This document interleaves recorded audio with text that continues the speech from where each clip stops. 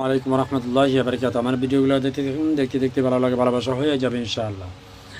দর্শকবৃন্দ, সমাবেশের আগের রাতে সরদিতে জড়ো হচ্ছেন জামায়াতের নেতা কর্মীরা। খবর হচ্ছে দৈনিক ইত্তেফাক।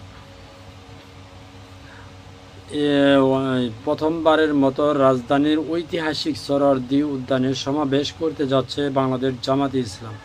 শনিবার সকাল 10টায় কোরআন তেলাওয়াতের মাধ্যমে সমাবেশের আনুষ্ঠানিকতা শুরু হবে। সমাবেশ ঘিরে শুক্রবার রাত থেকেই সমাবেশ স্থলে জড়ো হতে শুরু করেছেন দলটির বিভিন্ন জেলার নেতাকর্মীরা। লেভেল প্লেয়িং ফিল্ড নিশ্চিত করেন, জুলাই গণহত্যার বিচার এবং মৌলিক সংস্কারের দাবিসহ 7 দফা দাবিতে এই জাতীয় সমাবেশের আয়োজন করেছে জামাতে ইসলাম। সমাবেশে অংশ নিতে সারা দেশ থেকে প্রায় 10 লাখ নেতাকর্মীর উপস্থিতি আশা করছে দলটি। তাদের পরিবহনের জন্য ভাড়া করা হয়েছে 4 জোড়া বিশেষ ট্রেন। শুক্রবার রাত 8টার দিকে সমাবেশ স্থলে গিয়ে দেখা যায় উদ্যানে মঞ্চ তৈরির কাজ চলছে পুরোদমে। অনেক নেতাকর্মী ইতিমধ্যে মঞ্চের সামনে এসে পৌঁছেছেন। তাদের কেউ জামাতের লোগো সংবলিত টি শার্ট পরেছেন, কারোর মাথায় বাঁধা দলীয় ফিতা, অনেকে হাতে এনেছে দলীয় প্রতীক দাঁড়িপাল্লা। মঞ্চের সামনে বিছানো ত্রিপলের উপর বসে কিংবা শুয়ে সময় কাটাচ্ছেন তারা। অনেকে জানাচ্ছেন রাতটা সেখানেই কাটাবেন। তারপর হচ্ছে আপনার দিনাজপুরের বীরগঞ্জ উপজেলা থেকে আসা হামিদুর রহমান বলেন, আমরা প্রায় 10 থেকে 12 হাজার কর্মী আসব, তবে আমি বৃহস্পতিবার রাতেই চলে এসেছি। কুড়িগ্রাম সদর থেকে আসা আবদুল্লাহ আল আমিন বলেন, প্রথমবার জামাতের সমাবেশে এখানে হচ্ছি, সামনে জায়গা পেতেই আগে বাগে চলে এসেছি। গাজীপুর থেকে আসা সাব্বির আহমেদ বলেন, শনিবার ঢোকা কঠিন হবে, তাই আগেই চলে এসেছি। দুপুরের সমাবেশ স্থলে পরিদর্শন করে সাংবাদিকদের সঙ্গে কথা বলেন জামাতের সেক্রেটারি জেনারেল অধ্যাপক মিয়া গুলাম পাওয়ার।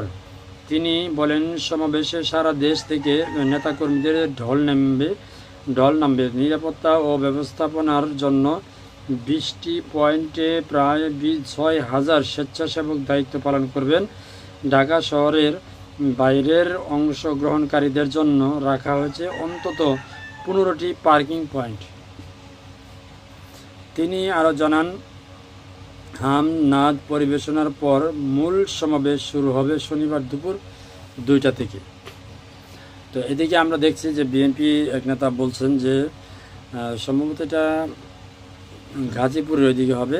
সেই নেতা বলতেছে যে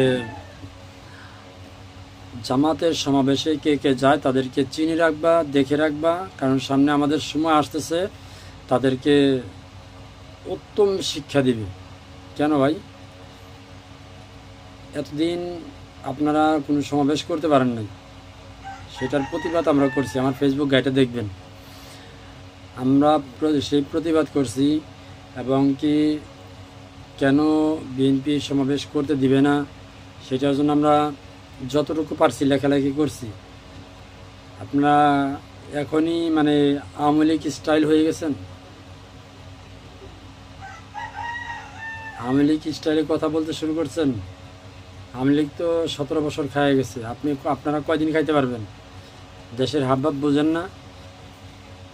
যেই চাঁদাবাজি করছেন, যেই লুটপাট হচ্ছে, চাঁদাবাজি হচ্ছে, মার্ডার হচ্ছে, এগুলো বিগত ফ্যাসিস্ট সরকার দেখেও আপনারা শিক্ষা নিতে পারেন নাই। আপনারা আর জীবনে শিক্ষা নিতেও পারবেন না, আমার মনে হয় না। এগুলো বন্ধ করেন, এগুলো বন্ধ করেন, তা না হলে পতন হতে বেশি দিন সময় লাগবে না। এমনিতেই কথা বলা শুরু হয়ে গেছে যে এই দল ক্ষমতা আসার আগে জনগণ পতন চায়। এই কথার মানে কি বুঝতে পারতেছেন? ক্ষমতা আসবেন, ক্ষমতা দেখাবেন কয়দিন। আওয়ামী লীগের চাইতে তো বেশি ক্ষমতাবান আপনারা হতে পারেন নাই।